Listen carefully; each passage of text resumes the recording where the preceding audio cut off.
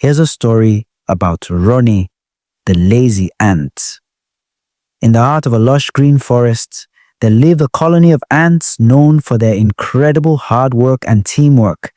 These ants worked from dawn till dusk, gathering food, building tunnels, and making sure their colony was safe and secure. Every ant in the colony had a job to do, and they did it with pride and determination. Every ant except Rony. Rony was different from the other ants. While his friends hurried around, carrying leaves and seeds much larger than themselves, Rony would always find a shady spot under a mushroom or a soft patch of moss to lie down and take a nap. He didn't understand why everyone was always so busy.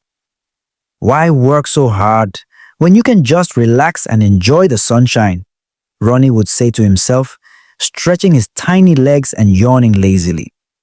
Whenever the other ants invited him to join in the work, Rony would make excuses like, "My legs hurt," or "I'm allergic to dirt." The truth was, Rony just didn't like hard work. He thought it was boring and unnecessary.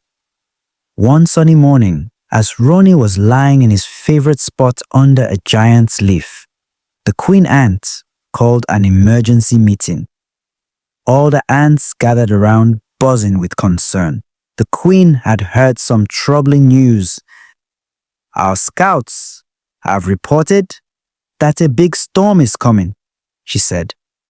"It's going to be the biggest storm we've seen in years. We need to gather as much food as we can and reinforce our tunnels to keep everyone safe. Every ant must do their part."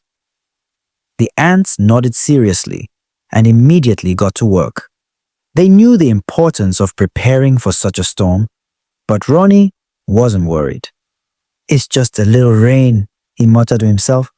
"Why panic? I'll just find a nice dry place to nap when the storm comes."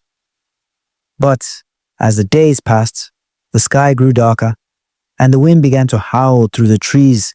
The other ants were working harder than ever, carrying heavy loads of food and strengthening the walls of their underground home. Rony watched them from a distance, feeling a little guilty, but still not motivated enough to help. Finally, the day of the storm arrived. The sky was as dark as night, and thunder rumbled in the distance. The ants hurried into their colony, their work complete. They had gathered enough food to last for weeks and had reinforced their tunnels to withstand the storm. Rony, however, had done nothing to prepare. He was still relaxing under his leaf when the first drops of rain began to fall. "This is fine," he thought to himself. "I'll just stay here until it's over." But the rain quickly turned into a torrential downpour. The wind picked up, and soon Rony's leaf was no match for the storm. Water began to rise around him, and before he knew it, Tony was swept away by the flood. The little ant was tossed and turned by the rushing water, clinging desperately to a floating stick. He was terrified. The storm was much worse than he had ever imagined. He realized too late that he should have helped prepare with the others. Finally, after what felt like hours, the storm began to subside. The rain slowed to a drizzle, and the floodwaters receded. Rony, cold and exhausted, found himself washed up on the edge of the forest far from his home. Rony knew he had to find his way back to the colony, but he had no idea where he was. The forest was vast and unfamiliar. He began to walk, feeling small and alone. For the first time, Rony wished he wasn't by himself. He missed the safety of his colony and the company of the other ants. As he walked, he came across a group of beetles struggling to move a large piece of fruit. They were strong, but the fruit was too heavy for them to carry. "Can you help us?" one of the beetles asked Rony. Rony hesitated. He had never helped anyone before, but he was tired and scared, and something inside him told him that he should try.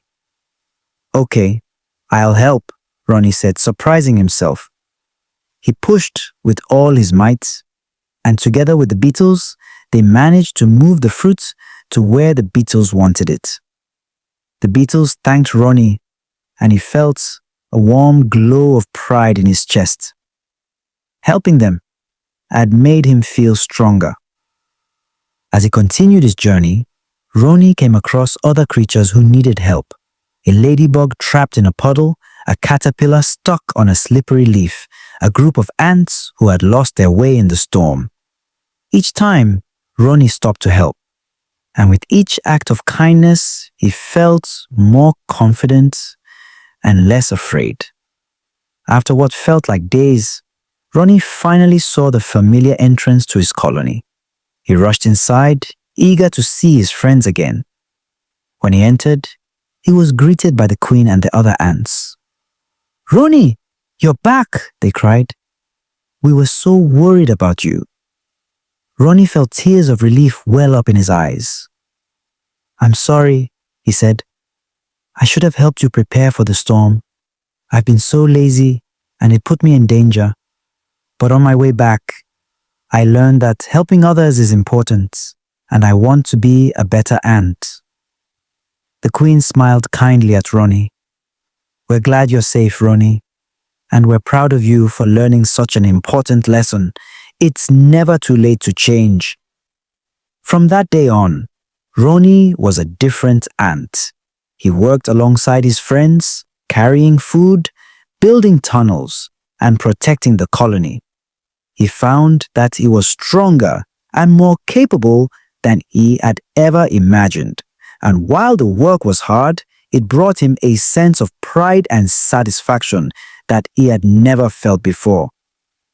The more Rony worked, the more he realized he had a special strength, one that went beyond physical tasks. He had become good at helping others and encouraging them when they were tired or struggling. The queen noticed this and decided to give Rony a new role in the colony. "Rony," she said one day, "I've seen how much you've grown and how you've been helping others.